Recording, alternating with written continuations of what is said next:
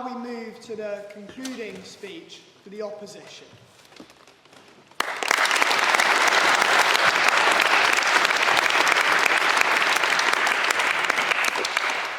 Thank you, Mr. President. Ladies and gentlemen, it is a privilege to be here tonight to close a case for the opposition. Admittedly, it is a tough one. It is a tough exercise that I was tricked into by my good friend, Ollie Dawson. He said that I was a good speaker, and of course, I ate this up. And now I will try to convince you that I actually learned something in my undergraduate degree. And you're making my job easier, Ollie, because you just gave us a rundown of Daily Express news. To all of those of you who may wonder, what could this dolled-up Mexican girl tell us about our own politics? You're right. I may not be an expert in British politics, but I have the benefit of looking at the issue from a distance, which has provided me with a critical eye to outline my argument. So first, let's go through the actual exercise of breaking down the motion, which none of the previous speakers has done. For an incumbent political party, to fail is to underdeliver on its promises. Labour has been in office for 6 months, so it is not possible to assert, as of tonight, that it has already failed. The opposition will say it has failed. Conservatives will complain about taxes, justifiably. The Greens will say that the Green Prosperity Plan is not ambitious / woke enough to pursue sustainable development. Reform UK will say that they have failed by the simple fact that you have me here lecturing you about your own politics. But let's forget about partisan divisions for a second and agree with Edmund Burke, who in 1774 said to the electors in Bristol that Parliament is a deliberative assembly of one nation with one interest, that of the whole. Democratically elected officials represent their constituents and their country, not just of those who voted for them. No. Therefore, we must look at the most salient issues that worried Britons ahead of the general election. According to the Ipsos Index of May 2024, the most salient issues were the NHS, first, inflation and the economy second, immigration and housing third. For the sake of time, I will provide you with an analysis of the economic and social policies, specifically the NHS policies Labour has implemented, and I'll dodge immigration for obvious reasons. Now, in the next few minutes, I will explain how Labour's policies follow a slow, careful, and well-considered approach to regulation while minimizing expenditure. This points towards a long-term plan that will have positive effects on the economy and ultimately the public services. And yes, only time will tell if they're able to achieve their goals. To understand Labour's economic policy, we have to understand the context in which they're operating. After 14 years of Tory government, the UK was left with sluggish growth, high inflation, significant public debt, and underfunded public services. Granted, they experienced exogenous difficulties such as the 2015 economic crisis, the whirlwind of Brexit, the rise of Reform UK, and COVID-19.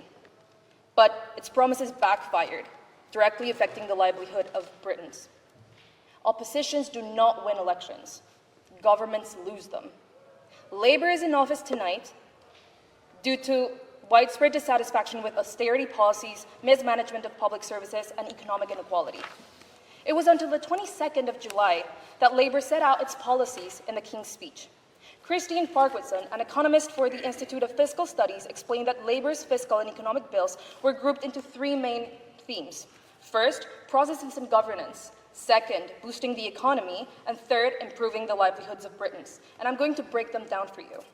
The first group of reform aims to improve corporate governance and stabilize the economy to encourage investor confidence. This can be seen through the Audit Reform Bill and the Bank Recapitalisation Bill. The first aims to improve corporate governance by enhancing transparency and accountability, thus increasing investor confidence. This strengthens financial markets and fosters the much-needed stable economy. The latter supports financial stability by ensuring a robust framework for handling failing banks, reducing the risk of a banking crisis, and the involvement of the Bank of England. This encourages, again, trust in the banking sector, which is crucial for economic growth. The second group are part of the Kickstarting the Economy Growth Plan. They focus on balancing the budget by aligning day-to-day costs with the revenues and reducing debt relative to GDP within 5 years. This include closing tax loopholes such as carried interest, increased taxes in non-UK residential property purchases, and the very much criticized riddance of the inheritance tax allowance to farmers. And I won't attempt to defend that one. These policies have an apparent immediate negative effect, and it's easy to disappoint voters because they're a tough crowd. But time will tell. The third set of economic policies is focused on improving the livelihood of Britons. That goes hand in hand with boosting the economy. We can see this through the Employment Rights Bill that aims to improve job security, living standards, and the employment rights framework within the UK. For instance, employees receive statutory sick pay and parental leave from day one. And the government has removed lower earning limits and waiting period requirements. Another noticeable policy is the Renter Rights Bill that got rid of Section 21, also known as no-fault evictions. By getting rid of this section, Labour is protecting renters from predatory landlords and thus preventing housing issues in the country. These sets of policies are aimed for the long and short term. The first and second group attempt to stabilize the economy, something that the country desperately wanted. The third group of policies aims to improve the people's employment, renting, accessing their pensions, among other day-to-day experiences, so they can have a smoother life, while the larger administrative policies develop and have a stabilizing macroeconomic effect. This has a significant impact on individuals' lives without coming at a great cost to the government. Now, moving on to the NHS policy. The Prime Minister pledged the biggest reimagining of our NHS since its birth.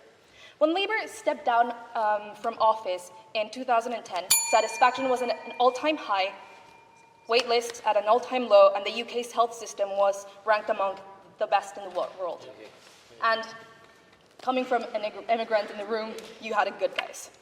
It is indisputable that the Tories crippled the NHS and in desperate need of life support. The revitalization of the health system follows two main points. First, to tackle waiting times by creating 2 million extra appointments, and second, acquiring more equipment. Yet, many have criticized that the health sector policy has a mismatch between its goals and the allocated resources. For instance, 2 million appointments represents roughly 2% of the NHS's annual activity. Second, acquiring more equipment like scanners, including CT and MRI scanners, to speed up diagnosis does not match the lack of hospital beds and specialists. Admittedly, it is not a perfect policy, but we must also acknowledge that the sector's current struggles stem largely from the mismanagement of administration and funding from the Tories. As a politics and law grad, I am not good friends with math. But it is not hard to see that the Tories' economic policies were not conducive to growth or stability. Revitalizing the public sector, and especially the NHS, will only be achievable when or if Labour's economic policies manage to stabilize the broader economy and create conditions necessary for sustained growth. Whether his government fails, time will tell. Thank you.